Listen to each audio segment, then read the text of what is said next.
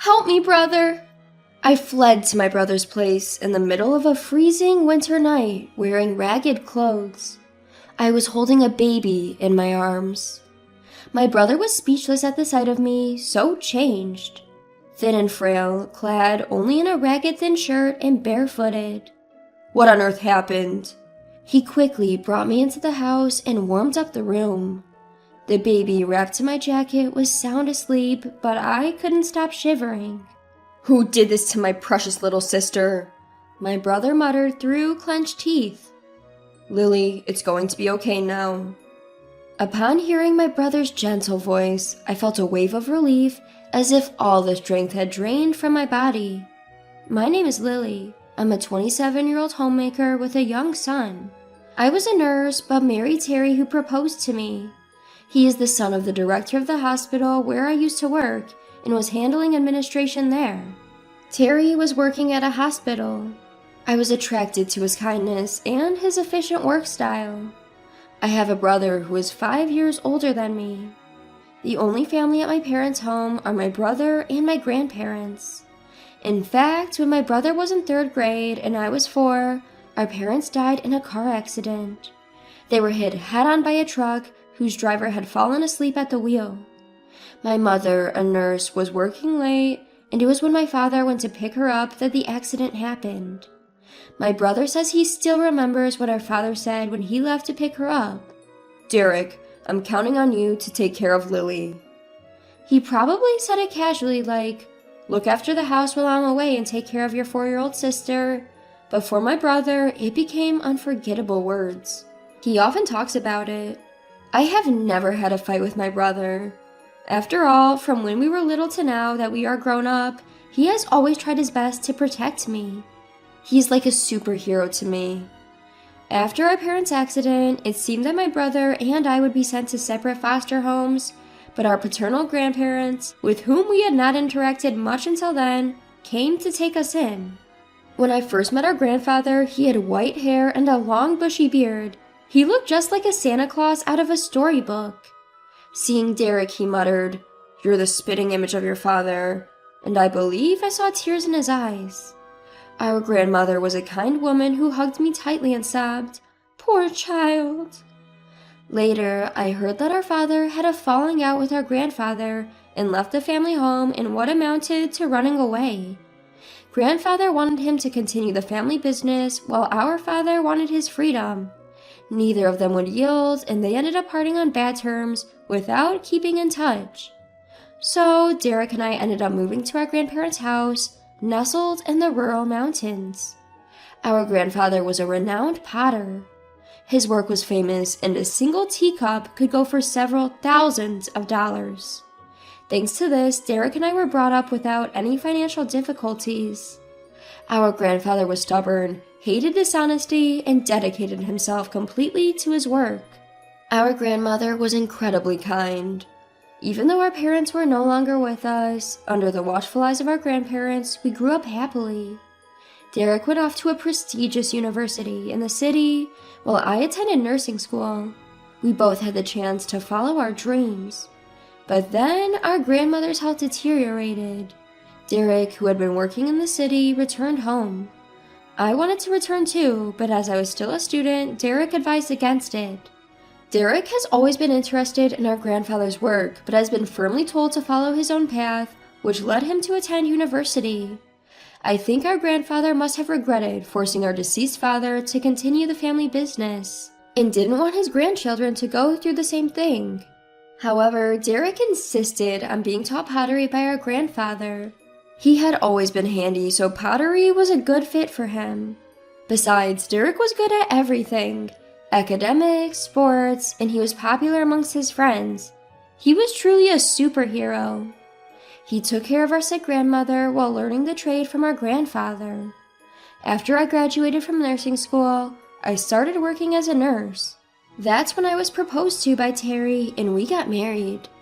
We had a grand wedding, and the joyous smiles of Derek and our grandfather are what I remember the most. Derek brought pictures of our parents to the wedding. "We all just want you to be happy, Lily, including our late mom and dad," he said, shedding tears openly. Our grandmother, who was too ill to attend the wedding, cried tears of joy when she saw the video of the ceremony. I was truly blessed with a great family. I quit my job as a nurse, moved into my husband Terry's family home, and began to support him as a full-time homemaker. We had a child, my husband was kind, and we were living a happy life. But then, until that time, my life had seemed all smooth sailing. I, at the time, couldn't even imagine the hellish days that were to come. Not long after, my grandmother passed away. Terry attended the funeral with me and comforted me. My grandfather's disappointment was so severe, I couldn't even speak to him. While supporting our grandfather, my brother Derek immersed himself more and more into his pottery. Half a year passed since then. "Help me, brother!" I fled to my brother's place in the middle of a freezing winter night, wearing ragged clothes. I was holding a baby in my arms. Upon seeing my drastically changed appearance, Derek was at a loss for words. I was so skinny and weak, just wearing a thin, tattered shirt and barefooted. "What on earth happened?" He quickly let me in and warmed up the room. The baby wrapped in my coat was sound asleep, but I couldn't stop shivering. "Who did this to my dear sister?" Derek murmured, clenching his teeth. I felt a wave of relief wash over me, as if all strength had left my body. I didn't want to worry Derek or our grandfather, but I had no choice but to tell them. I began to recount the events at my in-laws' house. Terry and I were living together, but due to my in-laws' concern that I should rest during and after pregnancy, we moved into their house. My in-laws were both remarried, and Terry was the stepson of my mother-in-law. They seemed like a genuinely close family. I was happy that I and my child could become part of this family. My father-in-law was kind to me. He told me to make yourself at home, and I really appreciated his kindness. Since I had no father, his kindness was even more precious to me. However, my mother-in-law seemed not to like this. "You're flirting with my husband, aren't you? You disgusting woman!" she suddenly began to say. She started harassing me when my father-in-law was not around. "You're an uneducated child with no parents. You don't qualify as a wife. We are not of the same status." As she says, not just verbally abusing me, but also causing physical harm, like spilling boiling water from a pot towards me, finding pins in my meals, and even trying to push me down the stairs. It was life-threatening. My mother-in-law's family has a long-standing reputation in the retail business, managing a major department store chain, which is currently run by her brother. "Your background is miles apart from mine, you know. I can't blend with someone who grew up in poverty," she says, looking down on me. And then a situation arose that added to my troubles. With a shortage of staff in the hospital, I, a former nurse, would often be called in to help, working alongside my husband, Terry. I noticed something quite unsettling during this time. Terry, being the son of the hospital director, was seen several times reprimanding the nurses in an unreasonable manner. "Move quicker! You're a nurse getting paid, aren't you? Don't slack off just because my father is lenient. Once I take over this hospital, I won't be so forgiving. How many times do I have to tell you? Order the supplies in advance. They're not cheap, you know. Don't take running a hospital lightly." Such unreasonable remarks towards the nurses who are working hard for the patients. "Terry, don't you think that's too harsh? Everyone here is trying their best," I interjected, which he didn't take too kindly. In front of the other nurses, he flew off the handle, furious that I had stood up to him. Since then, Terry became distant towards me. Perhaps it was also influenced by my mother-in-law, who had been telling me from the start that, "You're too soft on your wife. She's taking you for granted." While my father-in-law was still well, he couldn't be openly hostile or abusive in front of him, but then my father-in-law felt seriously ill and became bedridden. When it rains, it pours. My mother-in-law seized the opportunity and made me take care of all the chores, treating me like a housekeeper. I was extremely busy, carrying my son on my back, cooking, doing laundry, and cleaning. Even in front of my father-in-law, my mother-in-law began to mistreat me, but my weakened father-in-law was unable to stop her. "Please don't speak to Lily that way," he would say, to which she would retort, Here you go again, defending that woman, and you can't even do anything with your frail body. Oh, how I wish you were gone. And she would spew venom at my sick father-in-law. I endured it for the sake of my son and father-in-law. The harassment escalated. Housekeepers don't eat with the family. Eat the leftovers later. She told me to eat the scraps. I was so upset that I lost my appetite. When I looked in the mirror, I was shocked to see my gaunt and ragged reflection. My husband said, "I only married you because you were a bit attractive, but I never thought you'd become such a shabby woman. I'm too embarrassed to be seen with you," and told me to move from our bedroom to the storeroom. How cruel can people be? My husband and mother-in-law began to verbally abuse even my son. "Of course he's not smart. Look at who his mother is," my mother-in-law would say. "His constant crying is annoying. Make him stop right now," my husband would demand. It felt as if something inside me had snapped. I had made up my mind to run away. My only concern was my father-in-law. If I didn't take care of him, he would be in trouble. However, my father-in-law said, "Don't worry about me, Lily. You should escape to your brother's place." He pulled out several $100 bills from under his pillow and pressed them into my hand. I decided to flee on the spot in the clothes I was wearing. I wrapped my son in my coat to keep him from getting cold. In a hurry, I rushed outside, hailed a taxi with the money my father-in-law had given me, and headed to my grandfather's house. I poured out the whole story to my grandfather and my brother, Derek, all at once. Derek, making a furious face I had never seen before, was shaking his clenched fist. Derek reassured me, saying, "You've had it tough, haven't you? It's okay now, relax." I burst into tears. My grandfather also muttered, "I can't forgive this." A few days later, I left my son with my grandfather and decided to return to my in-laws' house with Derek to collect my belongings. I had left in a hurry without a word, so I thought it would cause trouble if there was any fuss. When we returned to my in-laws' house, my husband muttered with a cold gaze, "You finally returned, huh?" Derek calmly replied, "My sister seems very distressed, so we'll be taking care of her for a while. We came today to collect some of her personal belongings." Then my husband retorted, "I married her, so if she doesn't come back, there will be no one to do the chores. That's a big problem for me." My mother-in-law, looking down on Derek, said, "I heard you do pottery. It must be a poor life, isn't it? Even if you take care of my daughter-in-law, it's going to be tough for you, right? Please send her back. It's a problem for us, too." Derek clenched his fist tightly. I could see that he was desperately trying to suppress his anger. When we asked to take back our belongings, we were directed to a storage room in the corner of the hallway that served as my room.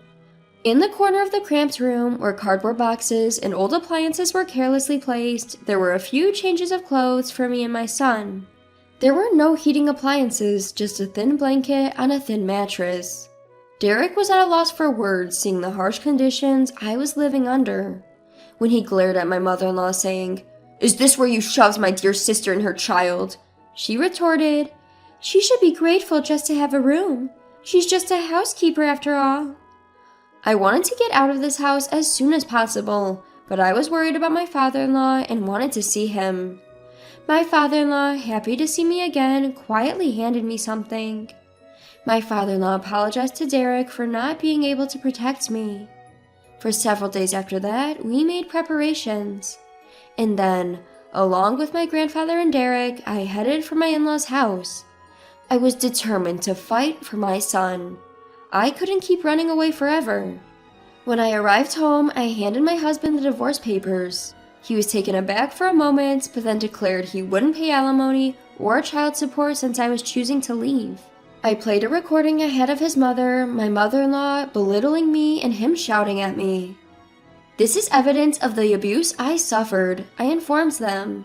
Both my husband and my mother-in-law looked shocked, asking, "When did you even record this?"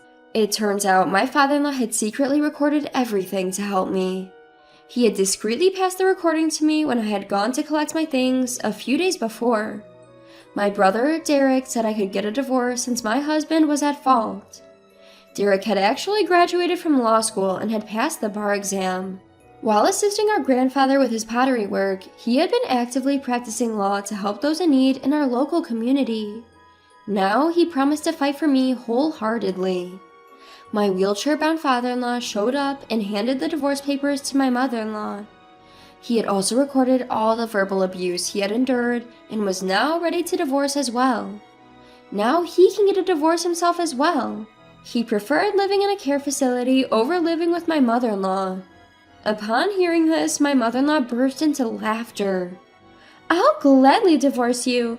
I'll return to my brother's house and go back to my luxurious life," she said.